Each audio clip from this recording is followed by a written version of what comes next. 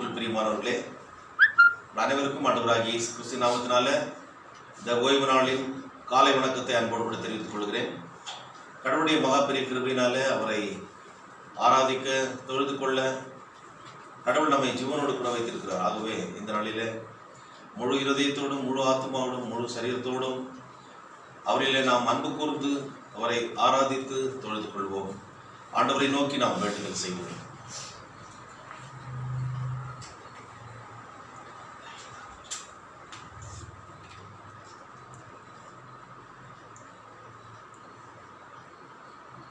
துதிகளின் மத்தியில் வாசமா இருக்கிற எங்கள் பரிசுத்தமுள்ள நல்ல ஆண்டவரே, கர்த்தாவே, இந்த மனமகிழ்ச்சியான ஓய்வு நாளின் காலை வேளைக்காக நமக்கு நன்றி செலுத்துகிற சுவாமி. உடைய பிள்ளைகளாக கர்த்தாவே, உண்மை நாங்கள் ஆராதிக்க தொழுது கொள்ள ஒரே விசுவாச குடும்பமாக எங்களை நீர் கூட்டி சேர்த்ததற்காக ஆண்டவரே உமக்கு நாங்கள் நன்றி செலுத்துகிறோம். வந்திருக்கின்ற பிள்ளைகள் ஒவ்வொருவரையும் சுவாமி கர்த்தாவே இம்மட்டுமாய் நீர் பாதுகாத்து வழிநடத்தி வந்ததற்காக நன்றி செலுத்துகிறோம். ஆராதனையிலே வந்து கொண்டிருக்கின்ற மக்களையும் மறந்தவரையும் மக்களையும் புதிதாக ஆலய வழிபாட்டில் கலந்து கொண்டிருக்கின்ற பிள்ளைகளையும் அதிகமாக நீர் ஆசீர்வதியும். இந்த உலகத்திலே கர்த்தாவே எங்களை நீர் படைத்து பராமரித்து போஷித்து வழிநடத்தி வருகிறீர். ஆண்டவரே, உம்முடைய கிருபை எங்களை தாங்கி வழிநடத்தி வருகிறது. அதற்காக நன்றி செலுத்துகிறோம் சுவாமி. இப்பொழுதுமாய் எங்களை தொடர்ந்து ஆண்டவரே சுவாமி உம்முடைய கிருபினாலே வழிநடத்தணும் வாஞ்சிக்கிறோம். இந்த ஆராதனையிலே நாங்கள் ஏறெடுக்கின்ற துதி ஸ்தோத்திர பலிகளை பிரியமாய் என்று அங்கீகரித்து அடியனை மறைத்து உடைய வாழ்வழிக்கூடிய வார்த்தைகளினால் எங்களோடு நீர் பேசி எங்கள் ஒவ்வொருவரையும் ஆசீர்வதித்து உமக்கேற்ற சாட்சிகளாக இந்த உலகத்தில் வாழ கிருபை செய்திருந்தோம். மீட்பர் இயேசுவின் மூலம் ஜெபிக்கிறோம் பிதாவே, ஆமென். ஆண்டவருடைய நாம மகிமைக்காக 630வது பாடலை நாம் பாடுவோம். 1, 2, 5, 6 சரணங்கள்.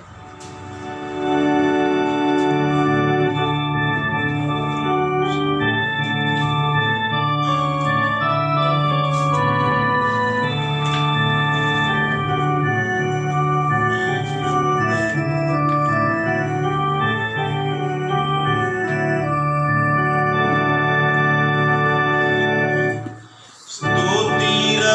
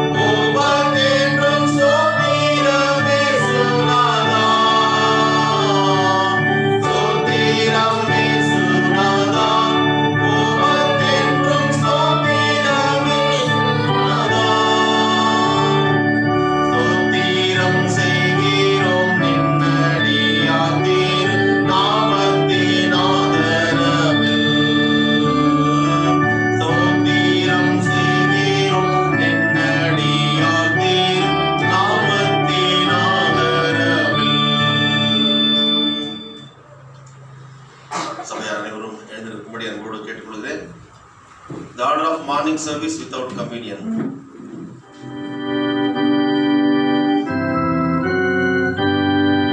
பக்கம் 1. நமது ஆரம்பம் பிதா குமாரன் பரிசுத்த ஆவியின் நாமத்தில் உள்ளது.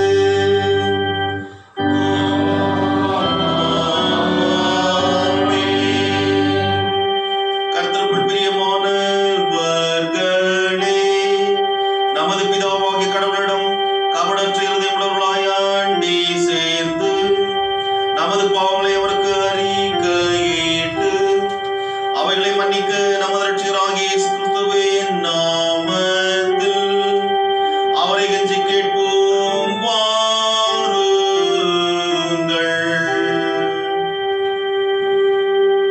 நமக்கு சகாயம் கர்த்தருடைய திருநாமத்தில் உள்ளது. வானத்தையும் பூமியையும் உண்டாக்கினவர் அவரே. என் விருதுகளை கர்த்தருக்கு அறிக்கையிடுவேன் என்றேன்.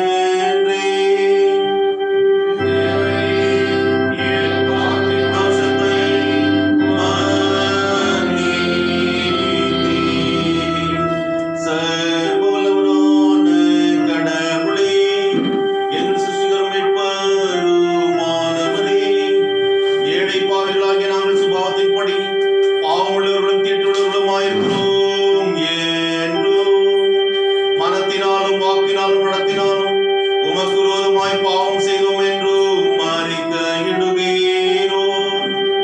ஆதலால் எங்கள் ஆண்டவராகிய இயேசு கிறிஸ்துவின் நிமித்தம் நீர் காட்டின கிருபையை தேடி உம்முடைய அளவற்ற இரக்கத்தில் அடைக்கலம் புக வருகிறோம்.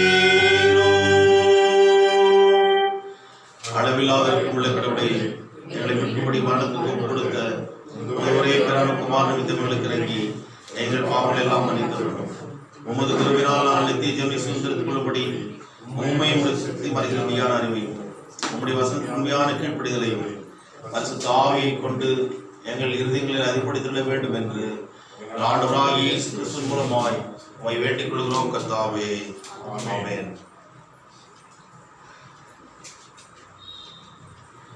சர்வ வல்லவரான பரமபிதாவாகிய கடவுள் நமக்கு இறங்கினார். அவர் தமது ஒரே பேரான குமாரனை நமது பாவங்களுக்காக மரணத்திற்கு ஒப்புக் கொடுத்து அவர் நிமித்தம் நமது பாவங்களை மன்னிக்கிறார். அவர் நாமத்தில் விசுவாசம் உள்ளவர்களுக்கு கடவுளின் பிள்ளைகளாகும்படி அதிகாரம் கொடுத்து அவர்களுக்கு தமது பரிசுத்த ஆவியை தந்தருள்வதாக வாக்குத்தத்தம் பண்ணினார். விசுவாசம் உடையவனான ஞானஸ்நானம் பெற்றவன் ரட்சிக்கப்படுவான். கர்த்தாவே, எங்கள் அனைவருக்கும் கிருபை செய்தருளும்.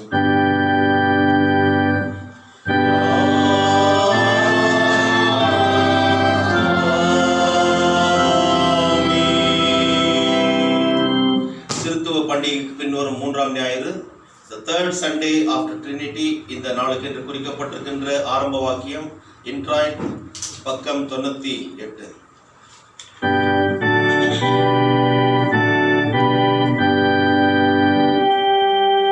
என் முகமாய் திரும்பி எனக்கு இறங்கி அருளும்.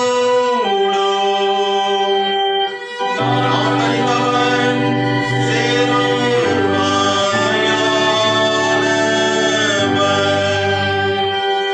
என் சிறுமையும் என் வருத்தத்தையும் போரும். என் பாவங்களை எல்லாம் மன்னித்தருளும்.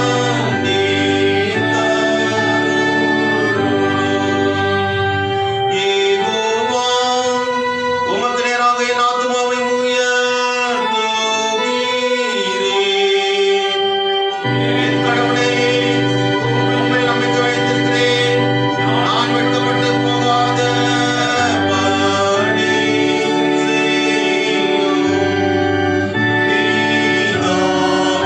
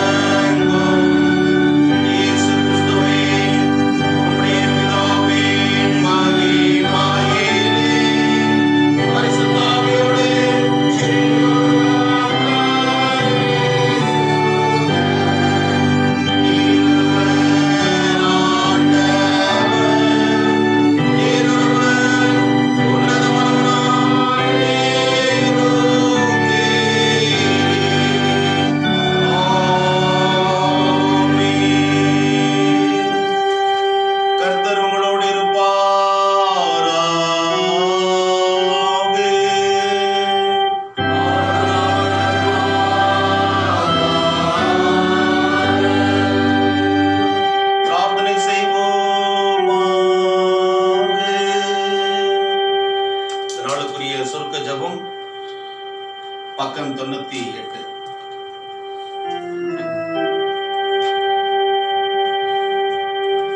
உம்மிடத்தில் நம்பிக்கை வைக்கிற யாவரையும் காப்பாற்றுகிறவராகிய கடவுளே, உம்மாலே அன்றி யாதொன்றும் பலனாயும் யாதொன்றும் பரிசுத்தமாயும் மீறாது நீர் எங்களை ஆளுகிறவரும் வழி நடத்துகிறவருமாய் இருப்பதினால் நாங்கள் நித்தியமானவர்களை இழந்து போகாதபடி அநித்தியமானவர்களை கடந்து செல்ல உம்முடைய இரக்கத்தை மென்மேலும் இடத்தில் பெருக பண்ண வேண்டும் என்று உம்மோடும் பரிசுத்த ஆவியோடும் ஏக கடவுளாய் என்றென்றைக்கும் பிழைத்து ஆண்டு கொண்டிருக்கிறோம். அது குமாரனாகிய எங்கள் நாதர் இயேசு கிறிஸ்துவின் நாமமால் உம்மை வேண்டிக் கொள்ளுகிறோம்.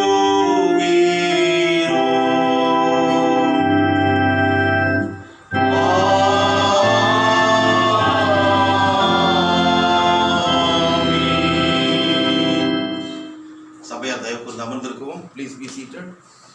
திருத்துவ பண்டிகை பின்வரும் 3ஆம் ஞாயிறு, the third Sunday after Trinity, நாளுக்கு என்று குறிக்கப்பட்டிருக்கின்ற திருமறை பகுதிகளை நாம் வாசித்து கேட்போம். முதலாவது திருமறை பகுதி அது சங்கீதம் 119, 153 முதல் 160 வரை. நேரத்தில் நாம் முறையாக வாசிப்போம்.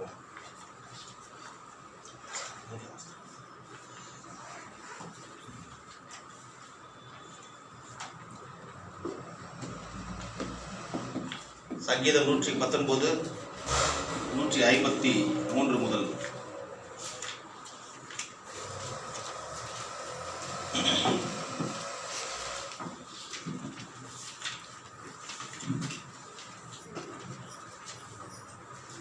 பக்கம் 214. என் சிறுமையை பார்த்து என்னை விடுவித்தருளும், உமது பிரமாணத்தை நான் மறக்கவில்லை. எனக்காக வழங்காடி என்னை மீட்டுக் கொள்ளும், உமது சுத்தின்படியே என்னை உயிர்ப்பியும். முறையாக வாசிப்பது உங்களுடைய ரெஸ்பான்ஸை நீங்கள் தெரிவிக்கும்படி கேட்டுக்கொள்கிறேன். ரட்சிப்பு துஷ்டருக்கு தூரம், அவர்கள் உமது நியமங்களை ஆராயவில்லை. கர்த்தாவே, உமது இரக்கங்கள் பெரியானவை, உமது நியாயத்தின்படியே என்னை உயிர்ப்பித்தருளும். என்னை துன்பப்படுத்துகிறவர்களும் என்னை பகைக்கிறவர்களும் அநேகர், நானோ உமது சாட்சிகளை விட்டு விலகவில்லை. கண்டபோது எனக்கு அருவருப்பு உண்டாயிற்று. இதோ உமது கட்டளைகளை நேசிக்கிறேன். கர்த்தாவே, உமது கிருபையின்படியே என்னை உயிர்ப்பியும்.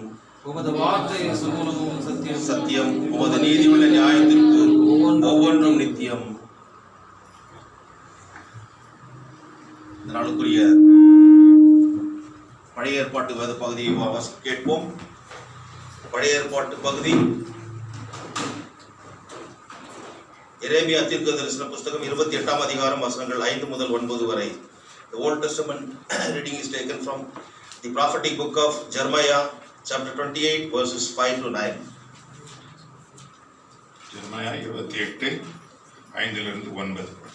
அப்பொழுது எரேமியா தீர்க்கதரிசி ஆசாரியர்கள் பார்த்திருக்கவும், கர்த்தருடைய ஆலயத்தில் நின்றிருந்த ஜனங்கள் எல்லாரும் பார்த்திருக்கவும், அந்நிய தீர்க்கதரிசியை நோக்கி, ஆமேன், கர்த்தர் அப்படியே செய்வாராக.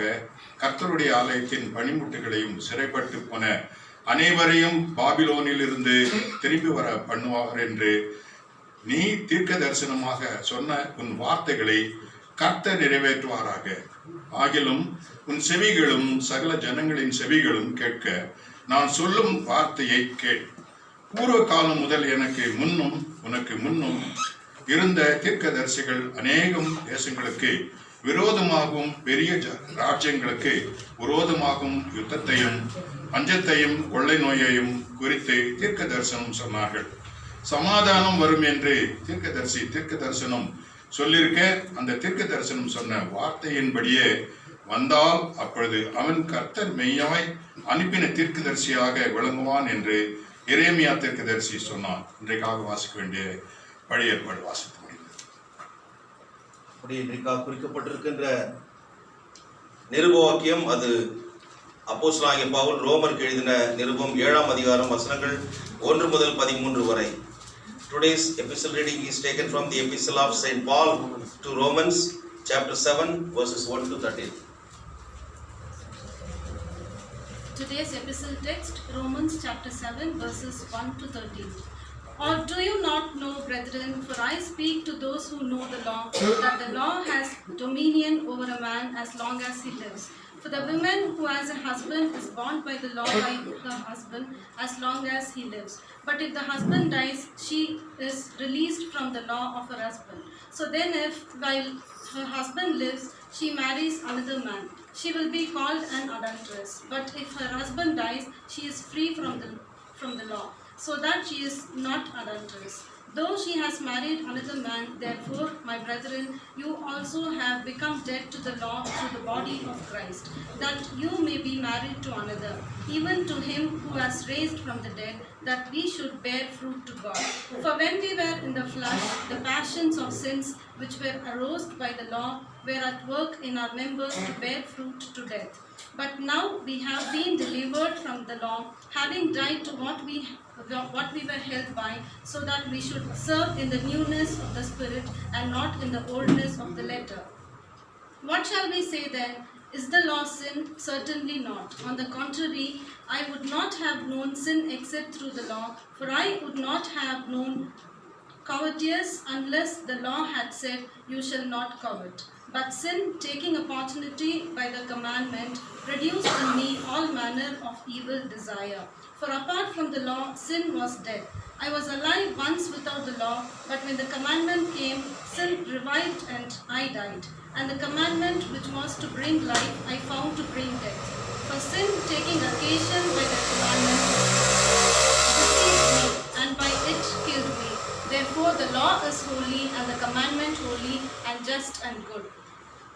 Has then what is good become death to me? Certainly not. But sin, that is might appear sin, was producing death in me through what is good, so that sin through the commandment might become exceedingly sinful. Here ends today's epistle lesson.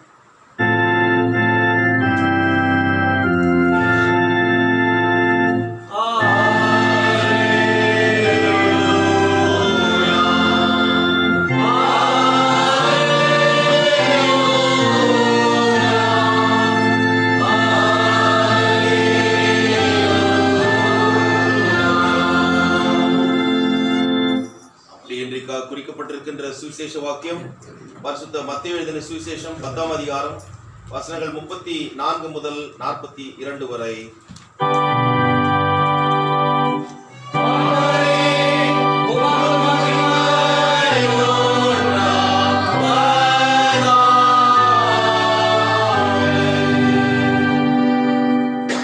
மத்தேயு 10ஆம் அதிகாரம் 34 42 வாசிப்போம்.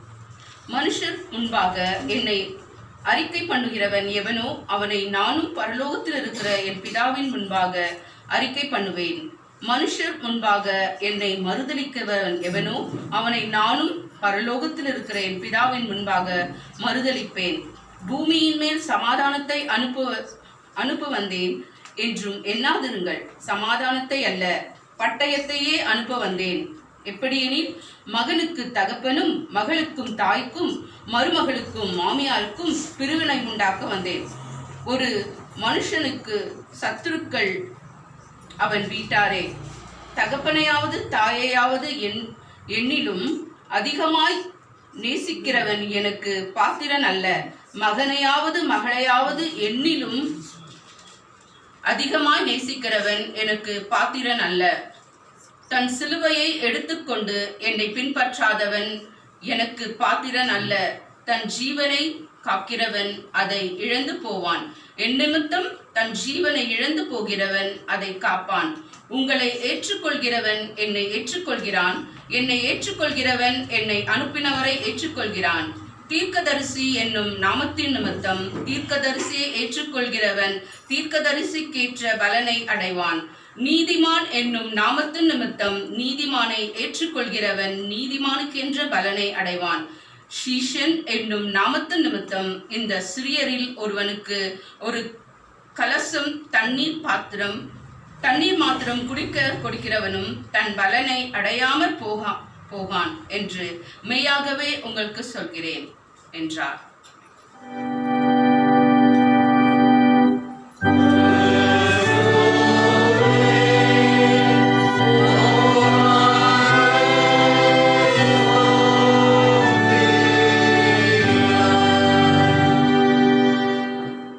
ஆண்டவருடைய வாழ்வளிக்கக்கூடிய வார்த்தைகளை வாசிக்க கேட்ட நாம் அதற்கு மறுமொழியாக நம்முடைய விசுவாசத்தை உறுதி செய்வனுமாக உலகில் உள்ள சகல பரிசுத்தவான்களோடு கூட சேர்ந்து அப்போஸ்தல விசுவாச பிரமாணத்தை பயபக்தி அறிக்கை செய்வோம். பக்கம் 10.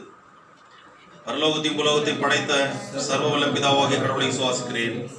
அவருடைய ஒரே குமாரனும் நம்முடைய ஆண்டவருமாகிய இயேசு கிறிஸ்துவை விசுவாசிக்கிறேன். பரிசுத்தாவினால் கர்ப்பத்தில் உற்பவித்து கன்னிமரிடத்தில் பிறந்து ஒந்தி பிலாத்தின் கீழ் பாடுபட்டு சிலுவையில் அறைவிட்டு மரித்து அடக்கம் பண்ணப்பட்டார். பாதாளத்தில் இறங்கி 3ஆம் நாள் மரித்தொழுந்து விட்டிருந்தார். மரத்துக்கு ஏறி சர்வவல்ல பிதாவாய் கடவுளை அவரது பாசத்தில் வெற்றிருக்கிறார். அவ்விடத்திலிருந்து உயிருள்ளவரை மருத்துவரும் நியாயத்திற்கு வருவார். பரிசுத்த ஆவியில் விசுவாசிக்கிறேன். பொதுவான பரிசுத்த சபையும் பரிசுத்தவானுடைய ஐக்கியமும் பாவ மன்னிப்பும் சரீர உயர்த்துதலும் நித்திய ஜீவனும் உண்டு என்று விசுவாசிக்கிறேன். ஆமென். சபையார் தயவு கூர்ந்து அமர்ந்திருக்கும். Please be seated. தொடர்ந்து ஆண்டவருடைய நாம மகிமைக்காக 320வது ஞான பாடலை நாம் பாடுவோம். சிலுவை சுமந்தவனாக இயேசு உம்மை பற்றினேன். Thank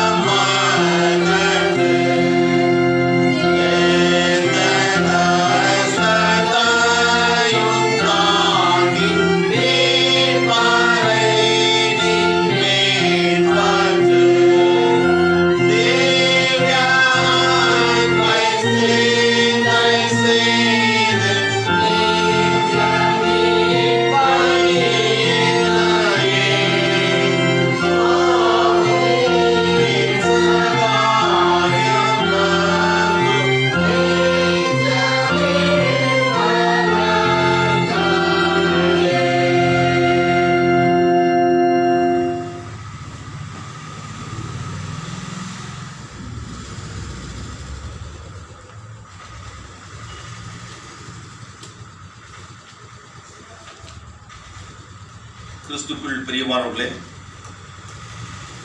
நம்முடைய பிதாவாகிய கடவுளிடமிருந்தும் ஆண்டவராகிய இயேசு கிறிஸ்துவிடமிருந்தும் உங்கள் அனைவருக்கும் கிருபையும் சமாதானம் உண்டாவதாக.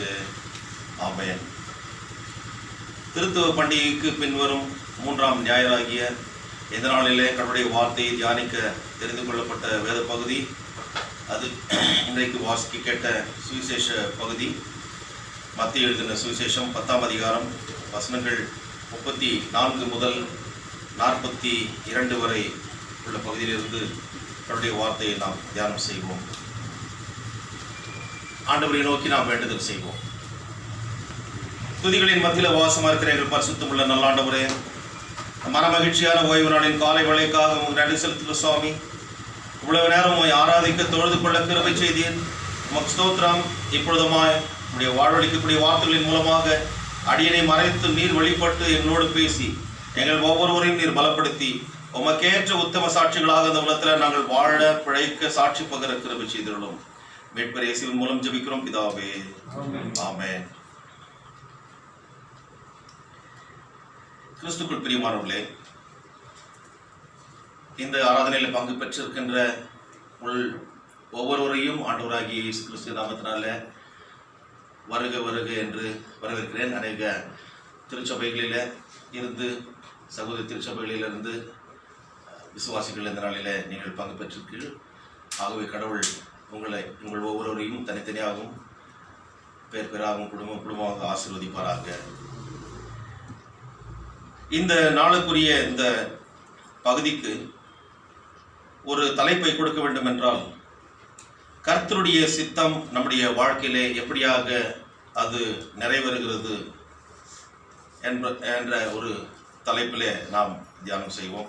The will of God in our life, how it works, what God anticipates in our life போன்ற காரியங்களை இதன் மூலமாக நாம் அறிந்து கொள்ள முடியும். 3 காரியங்களை இதன் மூலமாக கடவுள் இந்த செய்தியில் நமக்கு அவருடைய சித்தத்தை நிறைவேற்ற, அதனை நம்முடைய வாழ்க்கையில நாம் ஒரு சாட்சிகளாக விளங்கத்தக்கதாக தெளிவுபடுத்துகிறார். 34ஆம் வசனத்திலிருந்து 42 வரைக்குமா இருக்கிற பகுதியில முதல் 3 வசனங்களை பார்க்கணும். 34 36 வரைக்குமாய், பூமியின் மேல் சமாதானத்தை அனுப்ப வந்தேன் என்று எண்ணாதிருங்கள். சமாதானத்தை அல்ல, பட்டயத்தையே அனுப்ப வந்தேன். எப்படியெனில் மகனுக்கும் தகப்பனுக்கும், மகளுக்கும் தாய்க்கும், மருமகளுக்கும் மாமிக்கும் பிரிவினை உண்டாக்க வந்தேன். ஒரு மனுஷனுக்கு சத்துருக்கள் அவன் வீட்டாரே. கிறிஸ்துவுக்குள் பிரியமானவர்களே, கடவுளுடைய சித்தம் என்ன என்பதை நாம் அவ்வளவு லேசாக புரிந்து கொள்ள முடியாது. We cannot understand the will of God. ஆகவே முதலாவதாக அவருடைய சித்தம் என்றால் என்ன என்பதை முதலாவதாக நாம் தியானம் செய்வோம். What is the will of God? How to understand the will of God? அந்த சித்தத்தை நாம் எப்படி தெரிந்து கொள்வது என்று சொல்லி, நான் ஏற்கனவே சொன்னவனமாக கடவுளுடைய சித்தத்தை புரிந்து கொள்வது என்பது முடியாத காரியம். அதனுடைய ஆழம், அகலம், நீளம், உயரம் போன்றவர்களை நாம் அளந்துவிட முடியாது. நம்முடைய ஞானத்தில் அவைகளை பகுத்து அறிய முடியாது. கடவுளுடைய வசனம் ஏசாயா 55:8 பார்க்கின்ற போது அவர் சொல்கிறார், என் நினைவுகள் உங்கள் நினைவுகள் அல்ல, உங்கள் வழிகள் என் வழிகளும் அல்லவென்று கர்த்தர் சொல்கிறார். So it's totally different from what we think and perceive, or it comes from us. கடவுளுடைய திட்டமே வேறு, அவருடைய சித்தமே வேறு. இதன் மூலமாக தெளிவாக நாம் புரிந்து கொள்ள முடிகிறது. ஆனாலும் கூட சில வசனங்களிலே வேத வல்லுநர்கள் சொல்லுகின்ற போது அவருடைய சித்தம் தான் என்ன என்பதை 2 காரியங்கள் மூலமாக அவர்கள் சொல்கிறார்கள். ஒன்று, கடவுளுடைய உயரிய சித்தம், உயர்ந்த சித்தம், God's sovereign will, how it works in our life. இரண்டாவது, கர்த்தரின் நீதி நியாயம் நிறைந்த சித்தம், the moral will of God என்று சொல்லி, முதலாவதாக பார்க்கின்ற போது the sovereign will of God, இரண்டாவதாக பார்க்கின்ற போது the moral will of God, நீதி நியாயத்தின் மூலமாக எப்படி அவருடைய சித்தத்தை உன் மூலமாக என் மூலமாக நிறைவேற்றினார் என்ற காரியத்தை பார்க்கிறோம். God's guidance and plan for the lives of individuals. கடவுளுடைய சித்தம் என்னென்று பார்க்கின்ற போது it is God's guidance and a plan for the lives of individuals. ஒவ்வொரு தனிப்பட்ட மனுஷனுடைய வாழ்க்கையிலும் அவருடைய சித்தத்தை அவர் எப்படி நிறைவேற்றுகிறார் என்றால் இந்த கைட்லைன்ஸ் மூலமாக, அவருடைய கைடன்ஸ், அவருடைய வழிகாட்டுதல் மூலமாக அவர் நிறைவேற்றுகிறார் என்பதை பார்க்கிறோம். அதனை இன்னொரு வேத வல்லுநர்கள் சொல்கின்ற போது it draws a close correlation between an individual's communion with God and God's leading. ஒவ்வொரு தனிப்பட்ட மனுஷனும் கடவுளோடு எப்படி அவன் தொடர்பு வைத்துக் கொள்கிறான் என்பதை வைத்தும் கடவுள் எப்படி அவனை வழிநடத்துகிறார் என்பதை நிர்ணயம் பண்ணுகின்ற ஒரு காரியம், இணைக்கின்ற ஒரு காரியம். It's correlation. ரெண்டு பேருமே சேர்ந்து செய்யக்கூடிய ஒரு காரியமாக இருக்கிறது. கிறிஸ்துவுக்குள் பிரியமானவர்களே, மத்தேயு 18:14 பார்க்கின்ற போது இந்த சிறியரில் ஒருவனாகிலும் கெட்டு போவது பரலோகத்தில் இருக்கிற உங்களுடைய பிதாவின் சித்தம் அல்ல என்று சொல்லி ஆண்டவராகிய இயேசு கிறிஸ்து சொல்கிறார். Your Father in heaven is not willing that any of these little ones should be lost. இந்த சிறியரில் ஒருவரும் கெட்டு போவது பரலோகத்தில் இருக்கிற உங்களுடைய பிதாவின் சித்தம் அல்ல என்று சொன்ன போது we could easily understand the will of God. இல்லையா? இந்த உலகத்தில் யாரும் கெட்டு போகக்கூடாது, அவர்கள் எல்லாரும் மீட்கப்பட்டு பரலோகத்தில் அவரோடு நித்திய காலமாக வாழ வேண்டும். So he is having a special concern over all people, each and every individual என்று சொல்லலாம். ஒவ்வொரு தனிப்பட்ட வாழ்க்கையிலும் கடவுளுடைய சித்தம் நிறைவேற அவர் விரும்புகிறார். ஆனால் மனுஷன் கெட்டு போன ஒரு வாழ்க்கையை, அதாவது ஆதியிலே கடவுளுடைய வார்த்தையை மீறி ஆதாமும் ஏவாளும் செய்த ஒரு காரணத்தினாலே அவர்கள் கெட்டு போனவர்களாக, தள்ளப்பட்டவர்களாக, பாவத்தில் விழுந்தவர்களாக கடவுளுடைய சமூகத்தை அவர்கள் விட்டு தள்ளப்பட்டார்கள், அகற்றப்பட்டார்கள். ஆனாலும் கூட அவர்களுக்கு மறுபடியும் வாழ்வு கொடுக்க வேண்டுமானால் அவரே தேடி வர வேண்டும். Because he is our creator, he has all the absolute rights to restore them from their sinful life, from their bondage. ஆகவே அவர் மறுபடியும் தன்னுடைய குமாரனாகிய ஆண்டவராகிய இயேசு கிறிஸ்துவை அனுப்பி அவர்களை மீட்டுக் கொள்கிறார். இதன் மூலமாக கடவுளுடைய சித்தம் என்பதை அவர் என்ன அழகாக நிறைவேற்றினார் என்பதை நாம் பார்க்க முடிகிறது. அடுத்து நாம் வாட் இஸ் அவர் ரோல் என்று பார்க்கின்ற போது, அவரால் மீட்கப்பட்ட கூட்டமாகிய நாம் மக்கள் மத்தியிலே சாட்சி பகர வேண்டும், உயிர் தெழுந்த அந்த இயேசுவை அறிவிக்க வேண்டும். அறிவித்து அவர்களுக்கு பிதா குமாரன் பரிசுத்தாவின் நாமத்தினால் ஞானஸ்நானம் கொடுத்து அவர்கள் புனர்ஜென்மம் பெற வேண்டும். ஞானஸ்நானம் என்று சொல்கின்ற போது அவர்கள் மறுபடியுமாக கடவுள் மூலமாக பிறக்கின்ற ஒரு அனுபவத்தை பெறுகிறார்கள். They get the regenerated life, new life in Christ. பாவத்துக்கு அவர்கள் மரிக்கின்ற, கிறிஸ்துவோடு எழுகின்ற ஒரு அனுபவம் தான் ஞானஸ்நானம்.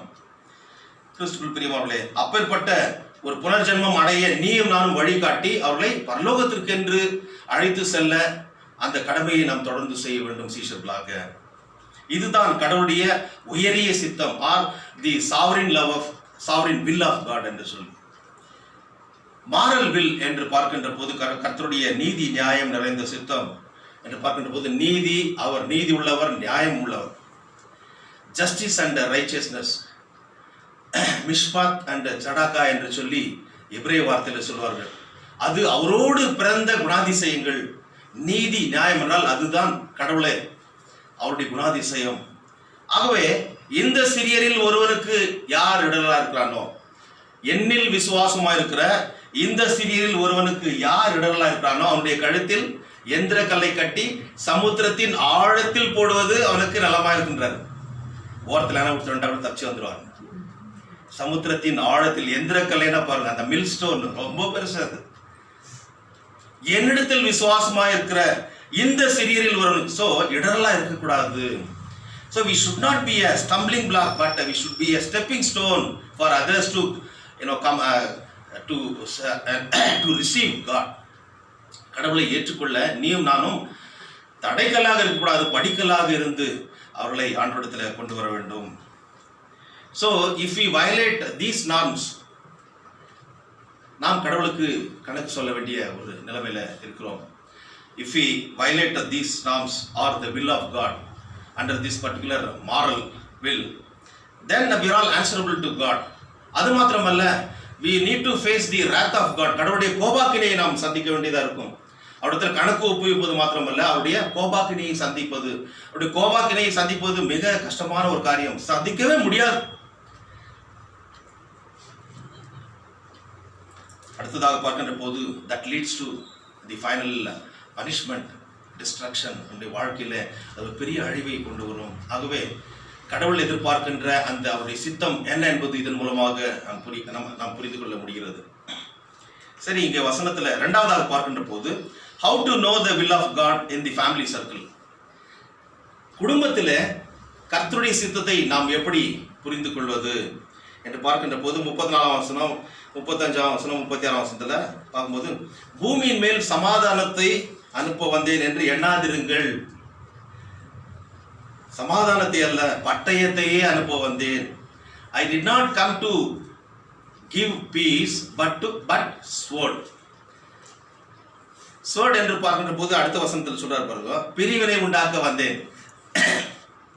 எதற்காக கடவுள் வந்தார்? நம்ம எல்லாருக்கும் தெரியும், கடவுள் சமாதானத்தை உண்டு பண்ணி சமாதானத்தை நிலைநாட்ட வந்தார் என்று சொல்லி. ஆனால் சமாதான பிரபுவாக அவர் வந்த போது அன்றைக்கு இஸ்ரவேல் மக்கள் அவரை ஏற்றுக்கொள்ளவில்லை, யூதர்கள் ஏற்றுக்கொள்ளவில்லை. ஆகவே முள்ளை முள்ளால் தான் எடுக்க வேண்டும் என்பது இந்த விஷயத்துல நாம் பார்க்கிறோம். கடவுள் அவர்களுக்கு எப்படி அவர்களை தன் வழிக்கு கொண்டு வர வேண்டும் என்பதை அவர் நிர்ணயம் பண்ணி இந்த ஒரு காரியத்தை சொல்கிறார். சமாதானத்தை அல்ல, பட்டயத்தையே அனுப்ப வந்தேன். எப்படினில் மகனுக்கும் தகப்பனுக்கும், மகளுக்கும் தாய்க்கும், மருமகளுக்கும் மாமிக்கும் பிரிவினை உண்டாக்க வந்தேன். ஒரு மனுஷனுக்கு சத்துரு அவன் வீட்டாரே. கீரைக்கு புழு எங்க இருக்கும்? அந்த வேர்லயே இருக்கும். அதே போலதான் மனுஷனுக்கு சத்துரு அவன் வீட்டாரே, அவங்க சொந்தக்காரே. புரிஞ்சுக்கலாம்? வேற யாரும் வெளித்திலிருந்து வரமாட்டாங்க. மனுஷனுக்கு சத்துரு அவனுடைய வீட்டாரே என்று சொல்லி கிறிஸ்துக்குள் பிரிவானவர்களே நமக்கு நல்லா தெரியும். ஏசாயா 9:6 பார்க்கின்ற போது, நமக்கு ஒரு பாலகன் பிறந்தார், நமக்கு ஒரு குமாரன் கொடுக்கப்பட்டார், ராஜாதிகாரம் அவர் தோளின் மேல் இருக்கும், அவர் நாமும் அதிசயமான ஆலோசனை கர்த்தா, வல்லமையுள்ள தேவன், நித்திய பிதா, சமாதான பிரபு என்று சொல்லி அந்த ஒரு முடிவு கொண்டு வரும். அவர் சமாதான பிரபு, he is prince of peace. ஆனால் இங்கே சொல்லுகின்ற போது, நான் சமாதானத்தை அல்ல, பட்டயத்தையே, பிரிவினையே உண்டாக்க வந்தேன் என்றால் அதான் கடவுளுடைய சித்தமா? என்ன சொல்லுங்க? இல்லையா? சொல்றாரு, நான் சமாதானத்தில் பட்டயத்தை உண்டு பண்ண வந்தேன் என்றாரு. அப்போ that is the will of God. ஏன் இதன் மூலமா கடவுள் என்னதான் நம்மகிட்ட எதிர்பார்க்கிறார் என்று பார்க்கின்ற போது, அந்த சமாதானம் என்னன்னு தெரிஞ்சுக்கணும். முதல்ல சமாதானம் நம்ம எல்லாரும் தெரியும். ஷாலோம் என்ற எபிரேய வார்த்தைக்கு கம்ப்ளீட்னஸ் ஆர் சவுண்ட்னஸ் என்ற அர்த்தம். Completeness. So shalom, peace is nothing but completeness or soundness. பரிபூர்ணம் சொல்றாங்களே, கம்ப்ளீட்னஸ் என்றால் பரிபூர்ணம் உள்ளவர், எல்லாம் உடையவர், அவருக்கு சமாதானமாக நிம்மதியாக இருக்கும். சிலர் சொல்லுவாங்க, இது ரொம்ப சவுண்ட் பார்ட்டி. சவுண்ட் பார்ட்டினா கேஷ், நல்லா பணம் இருக்கிறவங்கள அது சவுண்ட் பார்ட்டி. ஆனால் சவுண்ட் பார்ட்டினா சவுண்ட்னஸ் என்று சொல்லுகின்ற போது அதான் சமாதானம், எல்லாம் உடையவர் இல்லைங்களா? சவுண்ட் பார்ட்டினா என்னன்னா, ரொம்ப என்ன பண்றோம், we determine that he is a rich person என்று சொல்லி அப்படி நாம் நிர்ணயம் பண்ணுகிறோம். ஆனால் சவுண்ட்னஸ் என்று சொல்லுகின்ற போது எல்லாம் பெற்றவர், அந்த கம்ப்ளீட்னஸ், ஹோல்னஸ், வெல்பீயிங் என்று பார்க்கிறோம். நீதிமொழிகள் 30:9 பார்க்கின்ற போது, இந்த பரிபூரணம் நமக்கு தேவையா தேவையில்லையா? அவர் பரிபூரணர், நாமும் பரிபூரணராகும்படி கடந்து செல்லும்படி கடவுள் நம்ம அழைக்கிறார். ஆனால் நாம் we are not perfect. God alone is perfect. நாமும் பர்ஃபெக்டா இருந்தா அப்ப என்ன நடக்கும்ன்றத இங்க பார்க்கிறோம். நீதிமொழிகள் 30:9. எல்லாம் எனக்கு நிறைவாய் இருந்தால், ஆமா, உம்மை மறுதலித்து, ஆமா, கர்த்தர் யார் என்று சொல்ல நேரும். எல்லாம் எனக்கு நிறைவா இருந்தால், எனக்கு அதுக்கு இன்னொரு அர்த்தம், நான் பரிபூர்ணம் அடைகிறதுனால் மறுதலித்து கர்த்தர் யார் என்று சொல்லாத படிக்கும். தரித்திரம். கர்த்தர் யார் என்று சொல்ல நேரும். வறுமையுற்றால் நான் திருடனாகி என் கடவுளின் நாமத்தை பழிக்க நேருமே. அதனால அன்னைக்கு ஏதாவது தேவையானது எனக்கு அளந்து போஷிக்க மாட்டேன் என்று சொல்லி அவர் கேட்கிறார். நீதிமொழிகளுடைய ஆசிரியர் சாலமோன் கேட்கிறார், நான் பரிபூர்ணம் அடைகிறதுனால் கடவுள் யார் என்று எனக்கு தெரியாது. கடவுளை மறந்துறாங்க. இன்னைக்கு பாருங்க, இந்த யூரோப்பியன் கண்ட்ரிஸ் எல்லாம் அவங்களுக்கு எல்லாம் வந்த பிறகு கடவுள் தேவையில்லை என்று சொல்லி ஒதுக்கினார்கள். இன்றைக்கு கொரோனா வந்து அவர் தேவை என்பதை நிரூபித்திருக்கிறது இல்லையா? அவரால் முடியாத எதுவும் இல்லை, அவரால் முடியாத எதுவும் இல்லை. இன்றைக்கு கடவுளை விட்டு தூர ஓடி போனவர்கள், உலக ஆசாபாசங்களை நம்பி ஓடி போனவர்கள் இன்றைக்கு கடவுளை தேடி வருகிறார்கள் என்றால் அவருடைய சித்தம் இன்றைக்கு நிறைவேறி கொண்டிருக்கிறது. அதனை நிறைவேற்ற அவர் எந்த எல்லைக்கும் செல்வார். அதற்கு நாம் கட்டுப்பட்டு தான் ஆக வேண்டும். கடவுளுடைய சித்தம் நம்முடைய பாக்கியம். நம்முடைய சித்தம் நிறைவேற வேண்டும் அல்ல, அவருடைய சித்தம் நம்முடைய வாழ்க்கையில் நிறைவேற நாம் ஒப்புக் கொடுக்கின்ற போது கடவுள் அதில் பிரியப்படுகிறார். இங்கே ஒரு நிறைவு, பரிபூர்ணம், சமாதானம் என்று வருகின்ற போது நாம் கடவுளை மறந்து போகிறோம். ஆகவே நாம் எப்போதும் கடவுளை சார்ந்திருந்து வாழ இந்த பட்டயம், இந்த பிரிவினை தேவைத்தானே. இப்போ ஏதோ பிரச்சனை வரும்போது தான் நம்ம என்ன பண்ணோம், கடவுளை தேடுவோம். கொரோனா வந்த பிறகுதான் கடவுளை தேட ஆரம்பிச்சாங்க. ரோட்ல எல்லாம் முட்டி போட ஆரம்பிச்சாங்க, பார்க்கிங்ல எல்லாம் முட்டி போட ஆரம்பிச்சாங்க, ஜெபம் பண்ண ஆரம்பிச்சாங்க. கடவுள் அதை கேட்டு ஒரு மாற்றத்தை உண்டு பண்ணி கொண்டிருக்கிறார். இத்தாலியில் நடந்த சம்பவம் இல்லையா? இன்றைக்கு இந்தியாவில் கூட ரொம்ப மோசமான நிலைமையில் சென்று கொண்டிருக்கிறது. நீயும் நானும் ஒரு சிறு கூட்டமாக ஜெபிக்கின்ற அந்த ஜெபத்தை கடவுள் கேட்டு பெரிய காரியத்தை செய்து கொண்டிருக்கிறார். இல்லைன்னா ஃபர்ஸ்ட் பிளேஸ்ல யுனைடெட் ஸ்டேட்ஸ் ஆஃப் அமெரிக்கா இருந்திருக்காது, இந்தியா தான் இருந்திருக்கும். அவர் இரக்கமுள்ள கடவுள். உன்னுடைய என்னுடைய ஜபத்தை அவர் கேட்கிற தேவனாக இருக்கிறார். கிறிஸ்துவுக்குள் பிரியமானவர்களே, இங்கே பார்க்கின்ற போது 35ஆம் வசனத்தில் மகனுக்கும் தகப்பனுக்கும், மகளுக்கும் தாய்க்கும், மருமகளுக்கும் மாமிக்கும் என்ன பிரிவினைகள் எல்லாம் ஒரு மாதிரி கான்ட்ராஸ்டா தான் இருக்குதுல்ல. மகனுக்கும் தகப்பனுக்கும், மகளுக்கும் தாய்க்கும், மருமகளுக்கும் மாமிக்கும். மகனுக்கும் தகப்பனுக்கும் இருக்குதுங்களா பிரச்சனை? மகனுக்கும் தகப்பனுக்கும் நிறைய இருக்குது பாருங்க. அது அதனாலதான் இங்க வந்து எழுதப்பட்டிருக்கிறது. இப்ப ஏதாவது ஒரு, அதாவது இது வந்து கடவுளுடைய சித்தம் இதுதான். மகனுக்கும் தகப்பனுக்கும் பிரிவினை உண்டாக்குவேன், மகளுக்கும் தாய்க்கும் பிரிவினை உண்டாக்குவேன். ஒரு மக வந்து ஒரு எக்ஸ்கர்ஷன் போகிறது வச்சு போயிட்டு யார்கிட்ட ஃபர்ஸ்ட் கேட்குவாங்க? அம்மா கிட்ட போய் கேட்டா, போடி இவ எக்ஸ்கர்ஷன் போறாங்களா, போ வேலை செய், இப்போ சாமான்தர கழிவை அப்படின்ற மாதிரி அந்த காலத்துல நினைச்சது போலதான் இப்போ சொல்லுவாங்க. உடனே என்ன பண்ணோம் தெரியும், அம்மா இந்த மாதிரி சொல்லுவாங்க. அப்பா கிட்ட போனோம்னா, ஆமா ராஜா எவ்வளோ இது போனோம், எக்ஸ்கர்ஷன் போகிறதுக்கு கூட 2000 ரூபாய் தான், நான் 3000 ரூபாய் வச்சுக்கோ, இப்போ என்ஜாய், சந்தோஷம். அப்போ என்ன பண்றாங்கன்னா அந்த ரிலேஷன்ஷிப் வந்து எங்க, அது மகளுக்கும் தகப்பனுக்கும். அதே போல மகன் வந்து போய் அதே போல அதே எக்ஸ்கர்ஷன் விஷயமா போய்க்கிறான்னு வச்சுக்கோ, அப்பாட்ட போயிட்டு போடா நீ படிக்கிற படிக்கோ வந்துட்டான், என்ன சொல்லும், போய் வேலையை பாரு, அதெல்லாம் தேவையில்லை, நீ தண்ணியில் ஆடுவ, அதனால இது பண்ண முடியாது. அப்போ என்ன பண்ணுவான், அம்மாட்ட போயிட்டு இது பண்ணுவான், அவன் ரெக்கமெண்டேஷன், பாருமா அவர்கிட்ட சொல்லுமா அவர்கிட்ட நீ. அப்போ என்ன பண்ணுவாங்க, அம்மா சொன்னோட அவர் கொடுத்துருவாரு இல்லைங்களா? அப்போ அந்த அதாவது ரிலேஷன்ஷிப் எங்க போகுதுன்னா, மகனுக்கும் தாய்க்கும் அந்த உள்ள உறவு, மகனுக்கும் தந்தைக்கும், அதாவது மகளுக்கும் தந்தைக்கும் உள்ள அந்த உறவுக்கு ஓடிபஸ் காம்ப்ளெக்ஸ் என்று சொல்வார்கள் சயின்டிபிக்கா. அதே போல மகனுக்கும் தாய்க்கும் உள்ள உறவுக்கு Electra complex, Oedipus and Electra, opposite sex. இதன் மத்தியில இது வந்து சயின்ஸ். ஆனா கடவுள் என்ன பண்றான், அது அவங்களுக்கு தான் விரோதமா செய்யற அப்படின்றாரு, புரிச்சுங்களா?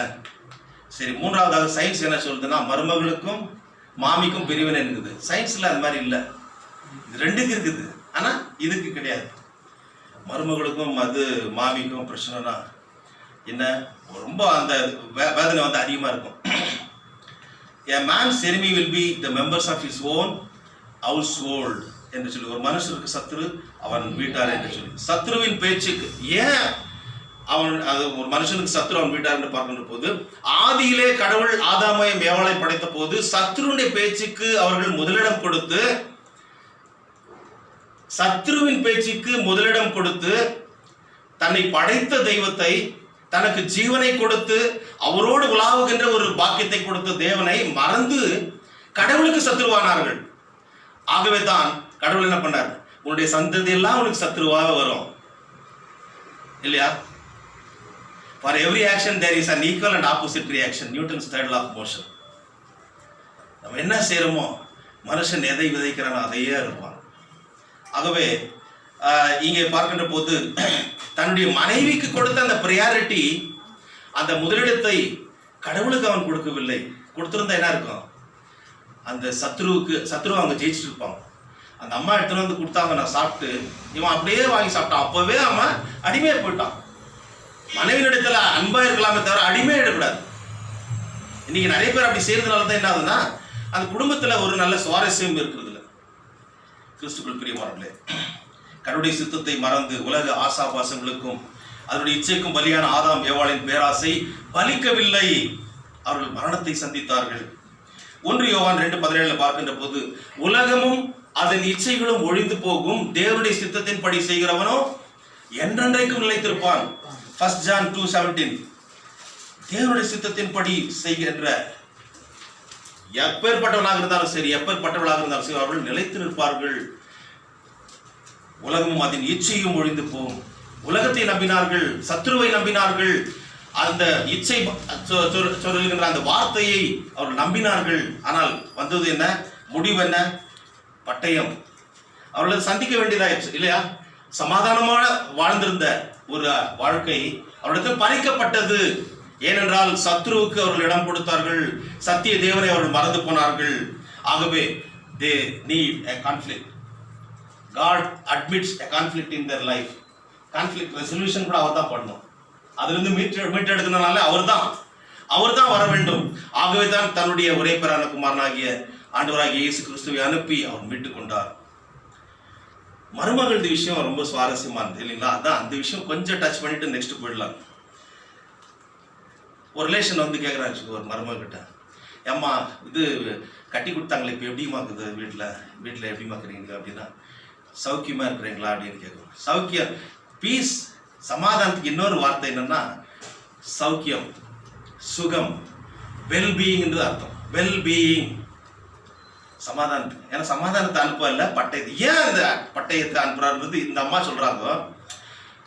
சௌக்கியமா இருக்கிறேன்னா, ஐயோப்போ அதையும் கேட்குறேன், அந்த சௌக்கியத்தை மண்ணில் போட. என்ன சார் இன்னைக்கு நடக்கிற காரியம் இதுதான். என் கணவரை பற்றி உடனே என்ன பண்ணுவாங்க, கம்ப்ளைண்ட் பண்ண ஆரம்பிச்சோம். அவங்க அம்மா இருக்கும்போது அவர் என்ன பண்ணுறாரு, என் மேலே பாயிறாரு. சிலருடைய குணாதிசயம் அதுதான் இல்லைங்களா? அவங்க அம்மா இருக்கும்போது மனைவி வந்து வெறுக்கிற மாதிரி எல்லாம் பண்ணுவோம், அது நல்லது கிடையாது. அவங்க அம்மா எல்லாம் இருக்கும்போது பாயிரவங்க பதுங்குவாங்க. புலி பதுங்குறதுக்கு பாயிரத்துக்கு தான். ஆனால் ஒன்று, எப்பவும் ஒரே போல அந்த அன்பில் நிலைத்திருக்க வேண்டும் என்று சொல்லி தான் கடவுள் வந்து விரும்புகிறார். மாமியார்கிட்ட பற்றி மாமியார்கிட்ட ஸ்டேட்மெண்ட் அது கேட்டால் என்ன சொல்லுவாங்க, மாமியாரை பற்றி மாமியார் வந்து அது ஏன் கேட்குறேன், நான் வந்தால் தப்புன்றாங்க, போனால் தப்புன்றாங்க. அதாவது ஒரு பழமொழி சொல்லுவாங்கள்ல, என்ன, அதாவது தப்பான மருமகளை கைப்பட்டா குற்றம். சொல்லுங்கம்மா, தெரியாத மாதிரி இது பண்றீங்களா? சொல்லுங்க, அது எப்படி ஆரம்பிக்கிறது? ஆவாத மாமியாரு கைப்பட்டாலும் குற்றம், கால் பட்டாலும் குற்றம். அவங்க கையும் பட்டிருக்காது, காலும் பட்டிருக்காது. பாருங்க, செட்டியில என்னன்னா இது விஷயம். ஓகே, நல்ல ஒரு காரியம். மாமியார் வாழ்த்தி ஒரு மருமகளை எப்பாவது கேள்விப்பட்டுக்கிறீங்களா? கேள்விப்படல. ஏமா அந்த மாதிரி போய் சொல்றீங்களா? நகோமி வாழ்த்துல, ரூத்த வாழ்த்துல பேர் எடுத்தாங்க தானே, ஏன் நம்ம எடுக்கக்கூடாது? அவங்க நல்ல பேர் எடுக்கிறதுக்கு எவ்வளவு போராடி இருப்பாங்க. நீயும் நானும் போராடிதான் இந்த நல்ல பேர் எடுக்க வேண்டும். கெட்ட பேர் எடுக்கிறது ரொம்ப ஈஸி. நல்ல பேர் எடுக்கணும்னா நிறைய போராட்டங்களை, உபத்திரங்களை சந்தித்து தான் ஆக வேண்டும்.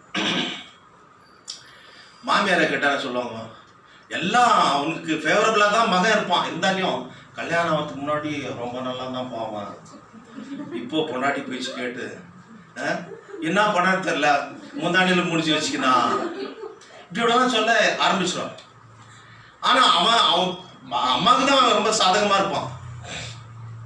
உலகத்தில் நடக்கிற காரியம் இப்படி ஏராளமான பிரச்சனை வரும்போது அவங்க என்ன நினைப்பாங்கன்னா, அதுதான் அந்த பிரச்சனை தான் பட்டயம், பிரிவினைகள் இல்லைங்களா, உபத்திரவங்கள், சமாதானம் இல்லாத ஒரு நிலைமை ஏற்படுகிறது தான் கடவுள் சொல்றார், பட்டயத்தை நான் இப்போ வந்தேன் சொல்லி. இதுக்கு அதாவது சமாதானத்துக்கு இன்னொரு பேர் வந்து நான் ஏற்கனவே சொன்னேன், வெல்பீயிங் என்று சொல்லி. அந்த சௌக்கியத்தை அவர்கள் இழக்கின்ற போது அவங்க ரொம்ப ஃபெட்டப் ஆயிட்டாங்கள, ஃப்ரஸ்ட்ரேஷன் வருகிறது, வேதனை. உடனே என்ன பண்றாங்க, மகளுக்கும் தாய்க்கு தான் பிரச்சனை இருந்தாலும் என்ன பண்றாங்க, சூட் கேஸ் எடுத்துக்கின்னு வீட்டுக்கு, தாய் வீட்டுக்கு போறாங்க. தந்தை வீட்டுக்கு யாரும் போறதில்ல, தாய் வீட்டுக்கு தான் போறாங்க. பாருங்க என்ன மாதிரி அந்த வித்தியாசம் இருக்குது. அந்த கான்ஃப்ளிக்ட் ரெசல்யூஷன் எப்படி அந்த இது ப்ரோசஸ்ல போகுது பாருங்க, வித்தியாசமான ப்ரோசஸ்ல. பாதுகாப்பை அப்படி அவர்கள் வீட்டுக்கு போன பிறகு என்ன ஆகுது நடக்குது, மறுபடியும் வந்து கணவன் வந்து கூடாத விட்டுறான். சம்டைம்ஸ் அவனுடைய நிலைமை என்ன ஆயிடுதுன்னா வாழ வட்டின்ற மாதிரி ஆயிடுது. ஸோ அந்த சவுக்கியம் இல்லைன்றதுக்காக இவங்க வாக் அவுட் பண்ணி போன பிறகு கணவன் என்ன பண்றான், சரி அது அவங்க மாமியாரும் இன்னும் என்ன பண்றாங்க, அவங்க அம்மாவும் சொல்றாங்க அவ போன மாதிரி வரட்டண்டா கூடாது அப்படின்னு. அது அப்படியே அந்த என்ன ஆகுதுன்னா ரொம்ப இறுக்கமாயிடுது, ஜிகட். மறுபடியும் போய் கூப்பிடுறது. அப்போ பெண் அங்கேயே தாய் வீட்டிலேயே இருந்து வாழ வெட்டியார். இதுதான் பரிகாரமா? அப்போ வாழ்கின்ற இடத்திலேயே ஒரு மாற்றத்தை உண்டு பண்ண வேண்டும். அதுதான் கடவுளை எதிர்பார்க்கிறார். That is the will of God. பிரச்சனைகளின் மத்தியில குழம்புன குட்டையில தான் மீனை பிடிக்க முடியும். மீன் பிடிக்கிறது அந்த இதுல பாத்தீங்களா, இதுல அந்த சின்ன சின்ன இதுங்களை குளத்துங்களை ஃபர்ஸ்ட் கலக்கி விட்டாங்களா தான் ஈஸியா பிடிப்பாங்க. அது போல அந்த பிரச்சனைகள் மத்தியில ஒரு சொல்யூஷன். அடுத்தது சமாதானத்திற்கு இன்னொரு பேர் வந்து பாதுகாப்பு, சேஃப்டி அண்ட் செக்யூரிட்டி. இங்க கணவனுடைய வீட்டுல அந்த பாதுகாப்பு இல்லாத போது என்ன பண்றாங்க, அந்த அம்மா வந்து அம்மா வீட்டுக்கு போயிடுறாங்க. அம்மா வீட்டுல நிறைய பிள்ளை குட்டிங்க இருந்தா, அக்கா தங்கச்சிக்கான சின்னவங்க இருக்கிறாங்களா, சிலர் என்ன பண்ண விபரீதமான முடிவு எடுத்துருவாங்க, தற்கொலை பண்ணிக்குவாங்க. எனக்கு நிம்மதி இல்லை, சமாதானம் இல்லை. தற்கொலை தான் முடிவா? கிடையாது. அதுல நீ வெற்றி காண வேண்டும் என்பதுதான் கடவுளுடைய சித்தம், அவரை தேட வேண்டும் என்பதுதான். அடுத்தது சமாதானத்துக்கு இன்னொரு பேர் கண்டென்ட்மெண்ட். கண்டெய்ன்மெண்ட் இல்ல, கண்டென்ட்மெண்ட், திருப்தி. ஏன்னா கண்டெய்ன்மெண்ட் இப்ப இருக்க பரவுறது சாட்டிஸ்பாக்சன். இந்த வாழ்க்கையில திருப்தி இல்லை என்றால், குடும்ப வாழ்க்கையில திருப்தி இல்லை என்ன பண்றாங்க, husband and wife they have no proper relationship என்றால் they will go for divorce, விவாகரத்து என்பதற்காக போகிறார்கள். இதுதான் முடிவா? கடவுள் இதுதானா? கடவுள் இணைத்ததை மனுஷன் பிரிக்காது இருக்க கடவுள் என்று சொல்லி அவர் சொல்றார். அதுதான் கடவுளுடைய சித்தம். ஆனால் இதனை அனுமதிக்கின்ற போது, பட்டயத்தை அனுமதிக்கின்ற போது அவர்கள் என்ன செய்ய வேண்டும்? ஏதோ கடவுள் எதிர்பார்க்கிறார் தான் அர்த்தம், அதனை நிறைவேற்ற வேண்டும். அப்படி என்றால் கடவுளுடைய திட்டம் தான் என்ன? So what is God's hidden agenda on his people? அவருடைய திட்டம் தான் என்ன என்று பார்க்கின்ற போது, கிறிஸ்துவுக்குள் பிரியமானவர்களே, இந்த பிரச்சனைகளின் மத்தியிலே கடவுளை நாம் தேட வேண்டும், அவருடைய வேதத்தை நாம் நாட வேண்டும், அவரையே சார்ந்திருக்க வேண்டும், அவருடைய புகழை பாட வேண்டும், அவருடைய சித்தத்திற்கு நம்மை ஒப்புக் கொடுத்து பிரச்சனைகளை, போராட்டங்களை நாம் தாங்கி அவரிடத்துல வாழ்கின்ற போது அதனைத்தான் கடவுள் நம்மிடத்தில் எதிர்பார்க்கிறார். வாழ்க்கை என்பது போராட்டம் நிறைந்தது. நல்ல போராட்டத்தை போராடினேன், ஓட்டத்தை முடித்தேன், விசுவாசத்தை காத்துக்கொண்டேன். 2 தீமோத்தேயு 4:7 பார்க்கிறோம். நல்ல போராட்டம் நிறைந்த உலகத்துல we will have to convert all the problems into opportunities. அதனை வாய்ப்புகளாக நாம் பயன்படுத்திக் கொள்கின்ற போது கடவுள் அதிலே அவருடைய நாமத்தை நாம் மகிமைப்படுத்த முடியும். அடுத்ததாக பார்க்கின்ற போது, இந்த குணாதிசயங்கள் எல்லாம் பெற்ற பிறகு கடவுள் இன்னும் நம்மிடத்துல எதிர்பார்க்கிற காரியம் என்றால் பொறுமை நமக்கு தேவை. இவ்வளவு பிரச்சனை வரும்போது என்ன பண்ணணும், தாட் பூட்டுன்னு எகிரிடுவாங்க இல்லையா? கோபம் அப்படியே கொப்பளிப்போம். கோபத்துல என்ன கொலைப்பட பண்ணிடுவாங்க. நீங்கள் கோபம் கொண்டாலும் பாவம் செய்யாதீர்கள். கோபம் வரும்போது தான் அந்த பாவம் செய்ய தூண்டுகிறது. எல்லாருக்கும் கோபம் வரும். கோபம் வராது யாரெல்லாம் இருக்கிறீங்களா? எல்லாருக்கும் கோபம் இருந்து இதன் மூலமா தெரியுது. நீங்க அமைதியா இருக்கிறது மூலமா கோபம் இருக்கணும். ஆனா அந்த கோபம் அதனுடைய மிகுதினால அது என்னென்ன செய்யறதுன்னா, அதாவது பாவம் செய்ய நம்மை தூண்டுகிறது. எபிரேயர் 10:36 பார்க்கின்ற போது, நீங்கள் தேவனுடைய சித்தத்தின்படி செய்து வாக்குத்தத்தம் பண்ணப்பட்டதை பெறும்படிக்கு பொறுமை உங்களுக்கு வேண்டியதா இருக்கிறது. தேவனுடைய சித்தத்தின்படி செய்து வாக்குத்தத்தம் பண்ணப்பட்டதை பெறும்படிக்கு பொறுமை உங்களுக்கு வேண்டியதா இருக்கிறது. கிறிஸ்துவுக்குள் பிரியமானவர்களே, எப்பாப்ரா என்ற ஒரு ஊழியக்கார் கொலோசிய நிருபம் என்று பார்க்கின்ற போது அங்கே போய் ஊழியம் செய்தது இந்த எப்பாப்ராஸ் தான். பவுல் போகவே இல்லை, கொலோசிய பட்டணத்துக்கு போகவே இல்லை. ஆனாலும் அங்க நிருபம் எழுதுறார். அந்த எப்பப்ராஸ் என்ன பண்றாருன்னா, நாம் தேவனுடைய சித்தத்தில் தேறினவர்களாகவும், கொலோசியர் 4:12b பார்க்கின்ற போது, நாம் தேவ சித்தத்தில் தேறினவர்களாயும் பூர்ண நிச்சயமுள்ளவர்களாகவும் நிலை நிற்க வேண்டும் என்று அவர் நமக்காக ஜெபம் பண்றார். ஸோ தேவ சித்தம் என்பது நல்லா புரிஞ்சுல. இப்போ என்னன்றது, கடவுளுடைய வார்த்தையை சார்ந்திருப்பது, கடவுளுடைய நியாயப்பிரமாணத்தை தவறாமல் நிறைவேற்றுவது, எல்லா காரியங்களிலும் கடவுளை சார்ந்திருப்பது, கடவுளை மன்றாடி ஜெபித்து அவரிடத்திலிருந்து கண்ணீரோடு கூட அவரிடத்தில் ஜெபித்து தேவையை பெற்றுக்கொள்வது. நம்முடைய ஜெபத்தை கேட்கிறவர்.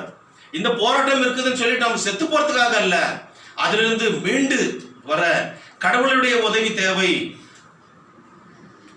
அவருடைய வழிகாட்டுதல் தேவை. We need his help and guidance throughout our life journey. ஆகவே அவரை நாம் அவருடைய சித்தத்தை செய்ய வேண்டும், அவரை பின்பற்றி அவருடைய சீஷனாக நாம் செல்ல வேண்டும். எல்லா சூழ்நிலைகளும் அவரை நம்பி வாழ்கின்ற போது நமக்கு என்ன கிடைக்கிறது என்றால், அப்போ சமாதானம் கிடைக்குது. ஏசாயா 26:3 பார்க்கின்ற போது, ஏசாயா 26:3, ஐசாயா 26:3, உம்மை உறுதியாய் பற்றி கொண்ட மனதை உடையவன், அவரையே பற்றி பிடித்துக் கொண்டிருக்கின்ற மனசை உடையவன், உண்மையே நம்பி இருக்கிறபடியினால் நீர் அவனை பூரண சமாதானத்துடன் காத்துக்கொள்வீர். பூரண சமாதானம் வந்துச்சா? பூரண சமாதானம். அவரையே பற்றி பிடித்துக் கொள்ள வேண்டும். He is my only source. He alone can lead my life throughout my last breath என்ற ஒரு எண்ணத்தோடு நாம் செய்கின்ற போது கடவுள் அதனை அந்த பூரண சமாதானத்தை கொடுப்பார். சங்கீதம் 4:8 பார்க்கின்ற போது, Psalm 4:8, சமாதானத்தோட படுத்துக் கொள்வேன், நித்திரை செய்வேன், சமாதானத்தோட படுத்துக்கொண்டு நித்திரை செய்வேன், கர்த்தாவே நீர் ஒருவரே என்னை சுகமாய் தங்க பண்ணுகிறீர். இந்த கொரோனா வந்த பிறகு, அதாவது பக்கத்துல இந்த யாருக்காவது ஆயிடுச்சுன்னா பக்கத்து கிராஸ்ல இருக்கிறவங்களுக்கு சமாதானமா படுத்து தூங்கிக்கிறீங்களா? யாருக்கும் அந்த அனுபவம் வரல. ஒரு 2-3 கிராஸ் தள்ளி இருக்கிறதுனால கொஞ்சம் பயம். அதனால அந்த பக்கம் போகும்போது ரொம்ப பயபக்தியோட வேகமா போயிடுவோம். டேவிஸ் ரோட் பக்கம் இதாக இருக்குது, இங்கே பாகலூர் லேட்டில் இதாக இருக்குது, சில இடத்துக்குள்ள அதை சீல் பண்ணி வச்சுருக்காங்க. அந்த இடம் போனாவே பயமாக இருக்கும். இந்த கொரோனா வைரஸ் பரவி இருக்கிற நேரத்தில் எப்படி பயம் இல்லாமல் நம்ம இருக்க முடியும்? அதனால அவரை நம்பி இருக்கும்போது எங்கள் அப்பா என்னை பாதுகாத்துக் கொள்வார். அதனால படுத்தோம்னா சில நல்லா தூங்கும். சவுண்ட் ஸ்லீப்ன்றது எப்படின்னா தெரியும்னா நல்லா கொரட்டு விடுவாங்க. அது மூலமா சவுண்ட் ஸ்லீப். ஆனால் அவங்க தான் மற்றவங்களுக்கு இடைஞ்சல், கொரட்டை விட்டுவிட்டே எங்களுக்கு தூக்கம் போயிடுச்சு அப்படின்னு கம்ப்ளைண்ட் பண்ணுவாங்க இல்லைங்களா? ஆனால் இங்கே தாவீது இந்த சங்கீதக்காரன் அழகா சொல்றாரு, சமாதானத்தோட படுத்துக்கொண்டு நித்திரை செய்வேன், கர்த்தாவே நீர் ஒருவரே நீ சுகமாய் தங்க பண்ணுகிறீர். அதுதான் ஆசீர்வாதம், சுகம், வெல்னஸ், வெல்பீயிங், சௌக்கியம். கடைசியாக பார்க்கின்ற போது what God anticipates from his servants, how to fulfill the will of God in mission and ministry. கடைசியாக அந்த 5 நிமிடத்தில் முடித்து விடலாம். அங்கே மிக அழகாக சொல்றார் 37ஆம் வசனத்தை, தன்னுடைய குடும்பத்தினரை என்னை காட்டிலும் அதிகமாய் விசுவாசிக்கிறேன், எனக்கு பாத்திரன் அல்ல. He or she cannot claim as a worthy servant as a matter of right. புரிச்சுக்கல? அவங்களுடைய பெற்றோரை, அவங்க குடும்பத்துல அதுக்காக யாரையும் நேசிக்க கூடாதுன்னு இல்லை, அவர்களை காட்டிலும் அதிகமாக கடவுளை நேசிக்க வேண்டும். அதுதான் அவர் நம்மிடத்தில் எதிர்பார்க்கின்ற ஒரு காரியம். 37ஆம் வசனத்துல பார்க்கும்போது, தன் சிலுவை எடுத்துக்கொண்டு என்னை பின்பற்றாதவன் எனக்கு பாத்திரன் அல்ல. சிலர் என்ன பண்ணாம, சிலுவை எடுத்துக்கொண்டு போகாமல் இருப்போம், எனக்கு பாத்திரம் அல்ல. என்னை பின்பற்றாதவன் எனக்கு பாத்திரம் அல்ல. என்ன பண்ணுவாங்க, சிலுவை கழுத்துல பெரிய சிலுவை போட்டுக்குவாங்க. செயின்ல சிலுவை நான் சுமக்கிறேன் இல்லைங்களா? ஸ்டிக்கர் 2 வீலர்ல 4 வீலர்ல ஒட்டிக்குவாங்க. வேத புஸ்தகத்துல பெரிய சிலுவை இருக்கும். சிலுவை அந்த குருத்தோலை ஞாயிறு கண்ணி எடுத்துன்னு போறத வருஷம் பூரா வீட்டில் மாட்டி வச்சிருப்பாங்க. பெரிய சிலுவை காஞ்சிட்டு வந்து சிலுவை படத்தை பெருசா நம்ம வச்சுருக்கோம். வீட்டில் பெரிய படத்தை இல்லை சிலுவை வச்சிருக்கிறதுனால அதை சிலுவை சுமக்கிறோம் என்றால, ஊழியத்தில் சிலுவையில் அறையப்பட்ட இயேசுவை அறிவித்த சீஷர்களுக்கு அந்த ரோம சாம்ராஜ்யம் என்ன ஒரு பயத்தை காட்டியது என்றால் சிலுவையை காட்டியது. சிலுவை என்று பார்க்கின்ற போது எச்சரிப்பின் சின்னமாக இருக்கிறது. The cross was a symbol of shame, suffering and rejection. ஏசாயா 53:4-6 வரைக்கும் பார்க்கின்ற போது மெய்யாகவே அவர் நம்முடைய துக்கங்களை ஏற்றுக்கொண்டு நம்முடைய கஷ்டங்களை சுமந்தார். மெய்யாகவே அவர் நம்முடைய பாடுகளை ஏற்றுக்கொண்டு நம்முடைய துக்கங்களை சுமந்தார். நம்முடைய மீறுதல்களின் நிமித்தம் அவர் காயப்பட்டார்.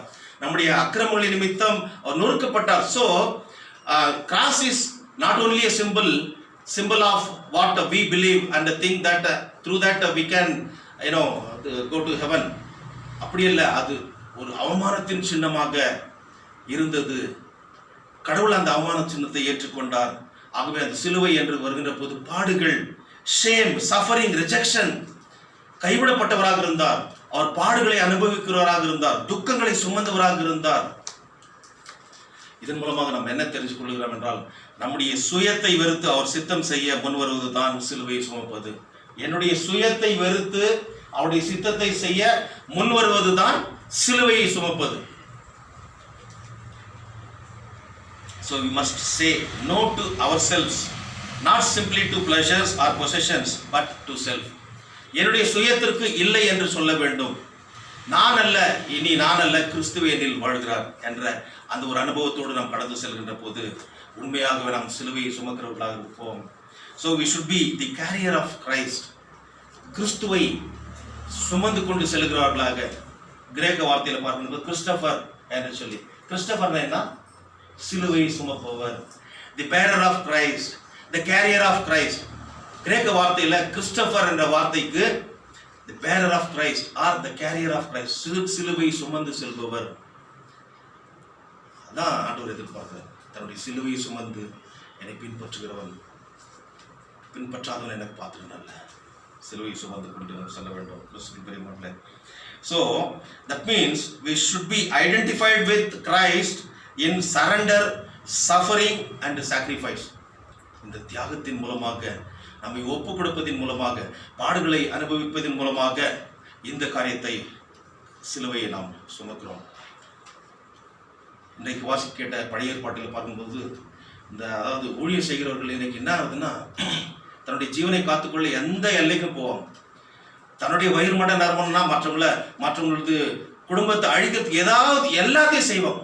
ஊழியக்காரன் அவர் அதிகமாக கணக்கு கொடுக்க வேண்டிய ஒரு நிலை இருக்கிறார்கள். இன்றைக்கு வாசி கேட்ட எரேமியா 28:5-9 பார்க்கின்ற போது அங்கே ஒரு அனனியா என்ற ஒரு தீர்க்கதரிசி, போய் தீர்க்கதரிசி, கடவுள் என்ன அவருடைய திட்டம் என்னென்றால், பாபிலோன் ராஜா மூலமாக அந்த மக்களை, யூதாவில் உள்ள மக்களை சிறைக்கு அவர்களை கொண்டு செல்ல வேண்டும்.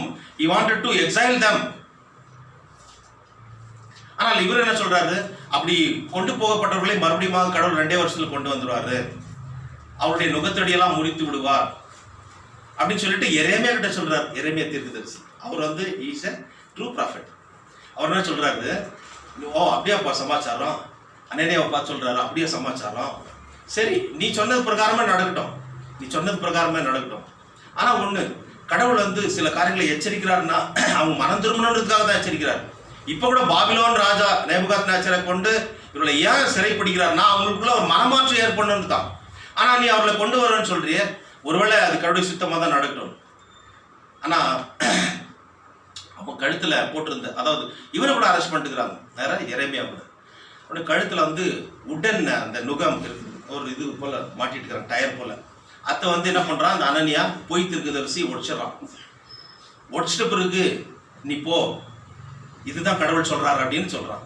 ஆனா தீர்க்கதரிசி எரேமியாவை கடவுள் கூப்பிடுறாரு, நீ போய் அனனியாக்கு சொல்லு, அது போல எதுவும் நடக்கிறது இல்லை, அவன் சீக்கிரம் செத்துருவான், 7 மாசத்துல செத்துருவான் அப்படின்ட்டு. அவன் சொன்னது நடக்காது. பாபிலோன் ராஜா வருவான், எல்லாரையும் அரெஸ்ட் பண்ணி அவங்க நாடு கடத்தி போவான், சிறைப்பட்டு போவார்கள், மிக மோசமான நிலைமை சந்திப்பார்கள். அதே போல போய் சொல்றான். யார? எரேமியா போயிட்டு அனனியாவை பார்த்து சொல்லும் போது அந்த காரியம் 7 மாசத்துல இருந்து அவன் செத்து போனான். கிறிஸ்துவின் பிரியமானவர்களே, இன்றைக்கு இந்த உலகத்துல கடவுளுடைய ஊழியத்தை செய்ய அழைக்கிறார் என்றால் அவருக்கு ஏற்ற சாட்சியாக வாழ வேண்டும். ஒரு பொய் பித்தலாட்டம் செய்து பணம் அதனால வருகிறது என்றால் பிரயோஜனம் இல்லை. இன்னைக்கு சில பாஸ்டர்னு சொல்றாங்க, அவரு சர்ச்சுக்கு வரும்போது சைக்கிள்ல வந்தாரு, இப்போ கார்ல இருக்கிறார். அதுதான் முடிவா? பணம் தான் மனுஷனை நிர்ணயிக்கின்ற ஒரு அளவு போலா? எவ்வளவு பேர் கஞ்சி குடிச்சு நிம்மதியா இருக்கிறாங்க? எனக்கு கார் கொடுத்தாதான் அவர் ஆண்டவர் பெரியவர், அந்த கடவுள் வேணாம். கரெக்டா? எவ்வளவு பேர் ஒன்றும் இல்லாமல் கடவுளுக்கு சாட்சி பகர்ந்தார்கள். ஆகவே தவறான உபதேசம் தான் நான் சொல்ல முடியாது. சைக்கிளில் வந்தது ஒரு காரில் போறாருன்னா that is a sort of blessing. ஆனால் அது ஒன்று தான் ஆசீர்வாதம் என்று அல்ல. அது ஒன்று தான் கடவுள் அவரை தேடி வருவர்கள் எல்லாருக்கும் கொடுக்குறாருங்கிறது கிடையாது. அவர் எல்லார் மேலேயும் சூரியனை உதிக்க செய்கிறவர், எல்லார் மேலும் மழையை பெய்ய பண்ணுகிறவர். அவர் தயாள குணம் உள்ளவர். கடைசியில் தான் அந்த நியாயத்திற்கு வரும். ஆகவே அந்த நியாயத்திற்கு நாளில் இப்படி தவறாக வழிநடத்துகிறவர்கள் தான் அதிகமாக கணக்கு கொடுக்க வேண்டியது இருக்கும். ஆகவே மிக ஜாக்கிரதையாக இருந்து கடவுளுக்கு ஏற்ற சாட்சியை நாம் செய்ய பரிசுத்தாவினர் தாமே நம்மை பலப்படுத்தி ஆசீர்வதித்து காப்பாராங்க. ஆமென். லாபத்துக்கு மேலான தெய்வீக சமாதானம் நம்முடைய இருதயங்களையும் சிந்தனைகளையும் கிறிஸ்து இயேசுக்குள்ளாக நம்மை பலப்படுத்தி காப்பாராங்க. ஆமென்.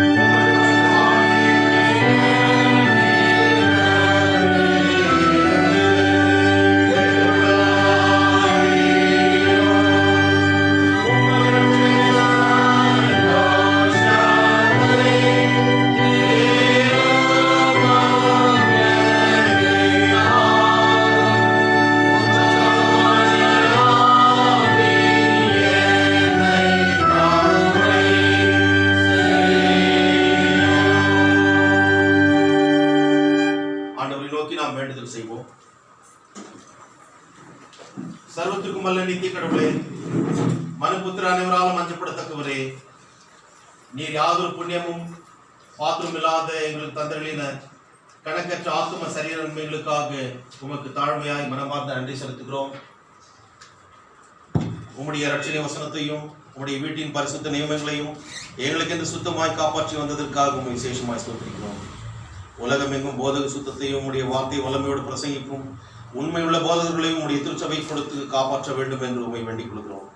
எல்லா தீரா துன்பங்களிலும் ஆபத்து காலங்களிலும் உம்முடைய ஜனத்தின் ரட்சகராகவும் பாதுகாப்பாளராகவும் இருக்கிறோம்.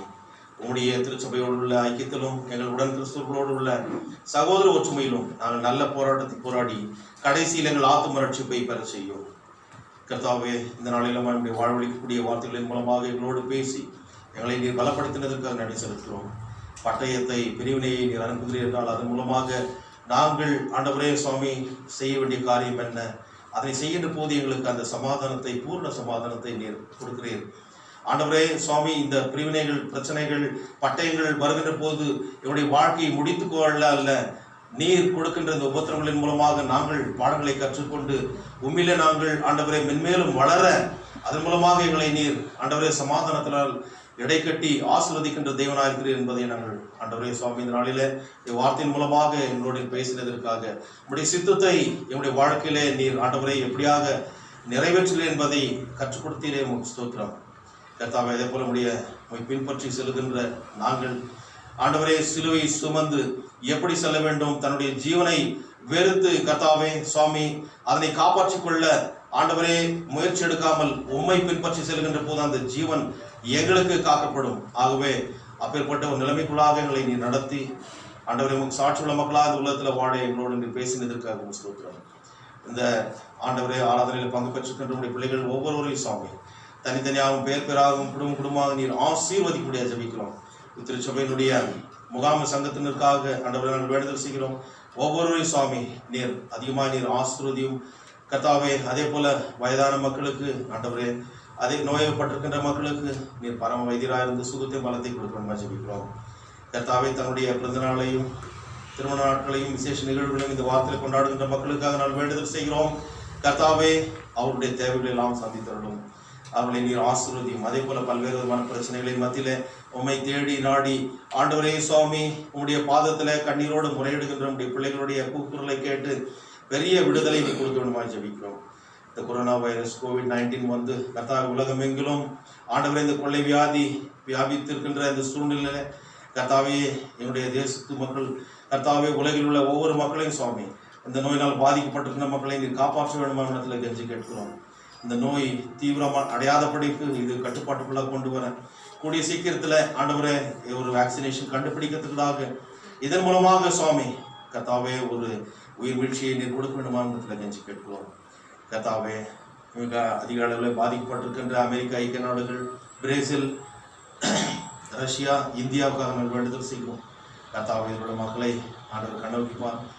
அதே போல் சுவாமியுடைய இந்திய தேசத்தில் மகாராஷ்டிரா, டெல்லி, தமிழ்நாட்டில் மிக அதிகபட்சமாக ஆண்டவரே இந்த நோய் பரவி ஆண்டவரை பெரிய ஒரு கலக்கத்தை ஏற்படுத்தி கொண்டிருக்கிற சூழ்நிலை பரம விதியத்தாமே கூடிய சீக்கிரத்திலே இதற்கு ஒரு முடிவு கட்டும்படியாக நாங்கள் வேண்டுதல் செய்கிறோம். கர்த்தாவே இப்பொழுதுமா சுவாமி பலவீனப்பட்டிருக்கின்ற மக்களை ஆண்டவரே சுவாமி நோயப்பட்டிருக்கின்ற மக்களை மறுபடியும் உடைய பாத்திரம் கொண்டிருக்கிறோம். இவர்களுக்கு சிகிச்சை கொடுக்கின்ற டாக்டர்களையும் நர்சுமார்களையும் மருத்துவ பணியாளர்கள் ஒவ்வொருவரையும் சுவாமி கர்த்தாவே நீர் ஆசீர்வதிக்க முடியாது ஜெபிக்கிறோம். இந்த ஆண்டவரே சுவாமி சுகப்படுத்துகின்ற பணியில் ஈடுபட்டுகின்ற ஒவ்வொரு மக்களையும் ஆண்டவர் அவர்களுக்கு எந்த பாதிப்பு வராதபடிக்கு காத்துக்கொள்ள வேண்டுமா ஜெபிக்கிறோம். இந்த நாளிலே உண்மை ஆராதித்து தொழுது கொள்ளும்படியாக கிருபை செய்தீரே. தெய்வீக சந்தோஷத்தினாலும் சமாதானத்தினாலும் நிம்மதினாலும் ஒவ்வொருவரும் நிரப்பி நீர் ஆசீர்வதித்து வழிநடத்த வேண்டுமா ஜெபிக்கிறோம். கர்த்தாவே இவைகளையும் உம்மிடத்தில் நாங்கள் கேட்க மறந்த எல்லா ஆத்தும சரீரன்மைகளையும் உம்மோடும் பரிசுத்த ஆவியோடும் என்றைக்கு பிழைத்து ஆண்டு கொண்டிருக்கிற உடைய குமாரனாகிய எங்கள் நாதர் இயேசு கிறிஸ்துவின் மூலமாய் உம்மை வேண்டிக் கொள்கிறோம் கர்த்தாவே. ஆமென். பரமத்தில் இருக்கிற எங்கள் பிதாவே, நாம் பரிசுத்தப்படுவதாக, ராஜ்யம் வருவதாக, உம்முடைய சித்தம் பரமண்டலத்திலே செய்யப்படுவது போல பூமியிலும் செய்யப்படுவதாக. அன்றைய வேண்டியங்கள் ஆவாரத்தை எங்களுக்கு தாரும். எங்கள் கடனாளிகளுக்கு நான் மன்னித்திருக்க போல எங்கள் பாவப்படுங்கள். எங்களை சோதனைக்கு கொண்டாமல் தீங்கு ராஜ்யமும் வல்லமையும் மகிமையும் என்னுடைய சுவாமி. ஆமென். தொடர்ந்து ஆண்டவருடைய நாம மகிமைக்காக 363வது பாடலை நாம் பாடுவோம். வாரா வினை வந்தாலும் சோராதே மனமே, வல்ல கிறிஸ்து இயேசு உனக்கு நல்ல தாரகமே.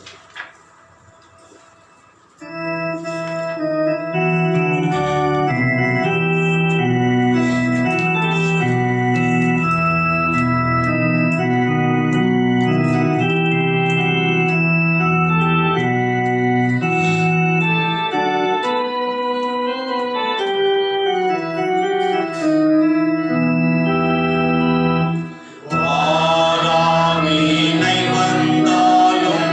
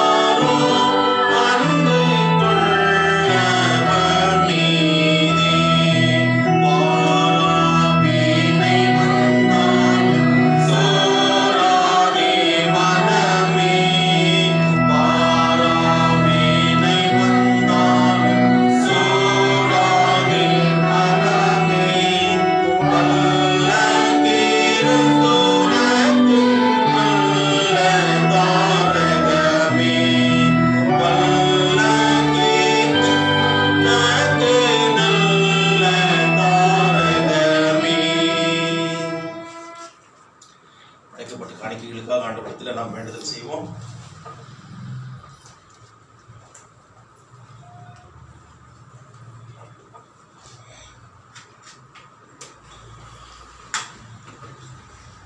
சர்வத்திற்கும் வல்ல கடவுளே, நாங்கள் உறுதியான விசுவாசத்தில் உமக்கு ஊழியம் செய்யவும், உடைய நாமத்தை அறிக்கையிடுவதில் முடிவு வரை நிலைத்திருக்கவும், அது வார்த்தை கட்டப்பட்டிராமல் அதன் தன்மைக்கேற்றபடி தாராளமாய் கிறிஸ்துவனுடைய பரிசுத்த ஜனத்தின் மகிழ்ச்சிக்கும் வளர்ச்சிக்கும் பிரசங்கும்படி உங்களுடைய பரிசுத்த ஆவியானவரை எங்களுக்கு கொடுத்துள்ளோம். கர்த்தாவே, ஆராதனையிலே பங்கு பெற்று உம்மை தொழுது கொண்டு வருகின்ற புதிதாய் வந்திருக்கின்ற பிள்ளைகள், கர்த்தாவே, அவர்கள் ஒவ்வொருவரையும் தனித்தனியாகவும் பேர் பேராகவும் குடும்பம் குடும்பமாக நீர் ஆசீர்வதிக்க முடியாது ஜெபிக்கிறோம். கர்த்தாவே, அவர்கள் ஒரு காலத்திலே சுவாமி நாங்கள் எல்லாரும் ஆண்டவரே தாய் திருச்சபையாக இருந்த இடத்திலிருந்து பல திருச்சபைகளுக்கு சென்றவர்கள் ஆனாலும் கூட இந்த நாளிலே ஆண்டவரே, இந்த நாளிலே கர்த்தாவே, நாங்கள் சுவாமி உங்களுடைய பிள்ளைகளாக மறுபடியுமாக இந்த நாளிலே நாங்கள் உண்மை ஆராதிக்க எங்களுக்கு ஆண்டவரே உங்களுடைய பிள்ளைகளுக்கு நீர் வாய்ப்பை கொடுத்ததற்காக நன்றி செலுத்துகிறோம். இந்த ஆண்டவரே இடத்துல உடைய ஆராதனை ஆண்டவரே நடத்தி உடைய நாமத்தை மகிமைப்படுத்த எங்களுக்கு ஒத்துழைப்பு கொடுத்து வருகின்ற ஆண்டவரே சுவாமி கர்த்தாவே திருவாளர் அட்வொகேட் பெஞ்சமின் பிராங்க்லின் அவர்களுக்காக ஆண்டவரே அவருடைய குடும்பத்திற்காக நாங்கள் வேண்டுதல் செய்கிறோம். அவரை அதிகமாக நீர் ஆசீர்வதியும். அதே போல ஆலய வழிபாட்டிலே பங்கு பெற்று வருகின்ற நண்பர் திரு வீரா அவர்களுக்காகவும் ஆண்டவர் நாங்கள் வேண்டுதல் செய்கிறோம். அவரையும் அவருடைய குடும்பத்தையும் நீர் ஆசீர்வதிப்படியாக ஜெபிக்கிறோம். கர்த்தாவே, இப்படியாக நாங்கள் ஏராளமான காரியங்களை உம்மிடத்துல சொல்ல கடமைப்பட்டிருக்கோம். அவர்களை அறிந்து தேவனாக இருக்கிறேன்.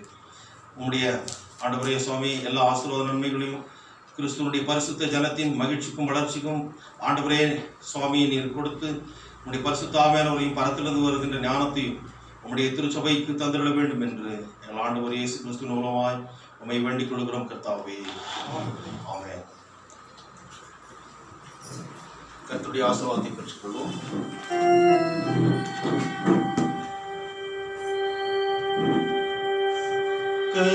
கர்த்தரானவர் உன்னை ஆசீர்வதித்து உன்னை காப்பாராக. கர்த்தரானவர் தமது திருமுகத்தை உன்மேல் பிரகாசிக்க பண்ணி உன்மேல் கிருபையாயிருப்பாராக. கர்த்தரானவர் தமது திருமுகத்தை உன்மேல் பிரசன்னமாக செய்து உனக்கு சமாதானம் கட்டளையிடு.